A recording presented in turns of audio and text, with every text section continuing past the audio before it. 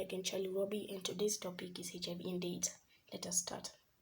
HIV stands for Human Immunodeficiency Virus. Human means the virus only attacks people. Immunodeficiency means that it destroys a person's immunity to diseases. Virus means that the disease is caused by a virus. Before we continue further, don't forget to subscribe, like, and comment, and share this video. Thank you. Let's continue. HIV is the virus that causes AIDS. The virus destroys white blood cells which fight against diseases causing germs, thus weakening the body's immune system. AIDS stands for Acquired Immune Deficiency Syndrome. Acquired means got from, immune means to be protected from, deficiency means lack of, syndrome means a group or number of signs. AIDS patients continuously suffer from diseases because of lack of immunity, into bracket, ability to resist disease causing germs. And the last point is AIDS has no cure. Ways of spreading the HIV.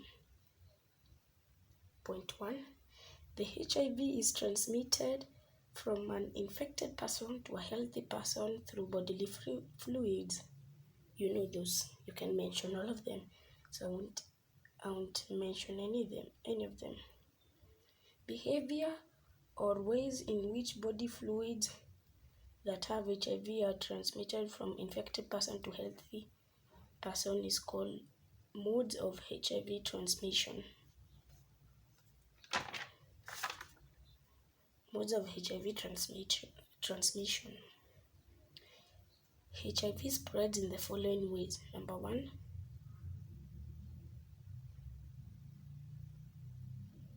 reproductive fluids produced by when they are exchanged. Number 2, blood transfusion. Blood is transferred from one person to another. Number 3, exchange of saliva. Saliva from an HIV carrier contains the virus. Number 4, open wounds. HIV can spread to a healthy person if he or she has an open wound and happens to touch the blood of an HIV positive person. Number 5, infected mother to her child during birth or breastfeeding. Number 6, sharing skin piercing and cutting tools, e.g.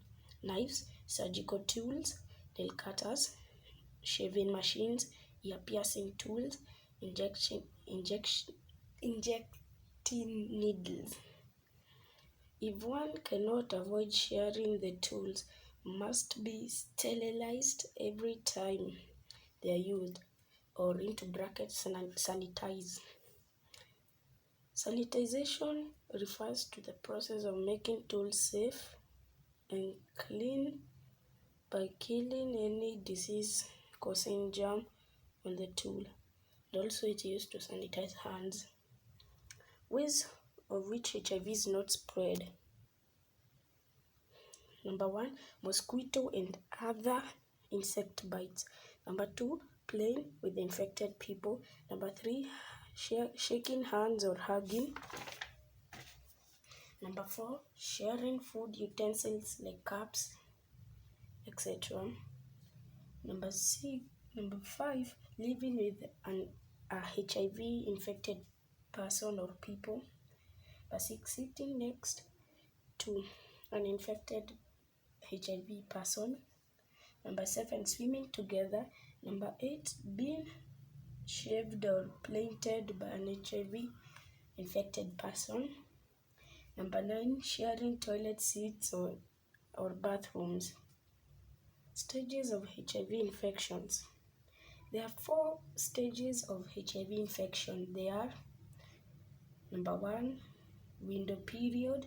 Number 2, asymptomatic stage. Number 3, symptomatic stage. Number 4, full-blown AIDS. Number 1, or stage 1.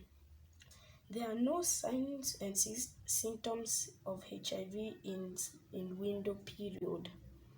A blood test by an infected person shows negative results. The infected person looks very healthy but can infect other people. It is also known as the most dangerous stage, as you can infect without yourself even knowing you are infected. Number 2, asymptomatic stage.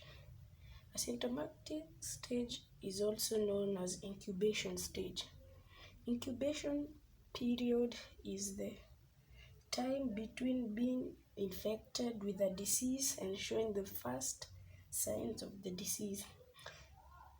Incubation asymptomatic means no signs or symptoms of sickness while are visible. The person who is found to be HIV positive is if tested. Stage 3, symptomatic stage. This is known as the symptoms showing stage. The symptoms of HIV start showing.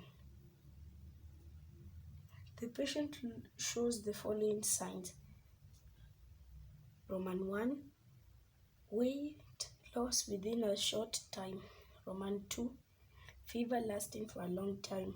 Roman 3, sores in the mouth and around private parts.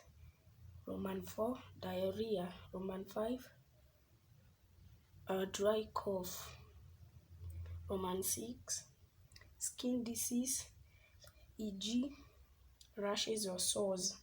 Roman 7, loss of appetite. Roman 8, difficulty in breathing. Roman 9, other diseases such as tuberculosis. I was saying tuberculosis and it should be that way, but I say tuberculosis. Stage 4, full-blown AIDS. The immune system is almost or completely destroyed.